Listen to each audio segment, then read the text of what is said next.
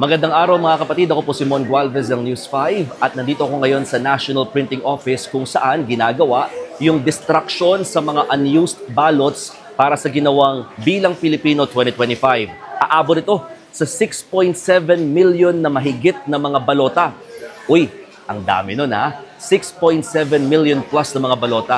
Ito raw yung mga ballots na kinonsider na hindi pwedeng gamitin dahil hindi magandang quality. Either nag-iba yung kulay, nagkaroon ng smudge, yung tinta dun sa pinakabalota, nagkaroon ng punit, na-crumpled, at mga bagay na talagang in bad quality base sa checking ng mga nag-check, no? Or mga hired employees dito ng COMELEC at saka ng NPO. So itong didestruct, part ito ng proseso para nga mapatunayan na talagang hindi magagamit, ito nga abot sa 6.7 million plus na mga balota. Ipakita ko lang sa inyo. Ayan, yung mga balota, no? Pinupunit siya lengthwise para talagang hindi magagamit at di talaga mga pakinabangan.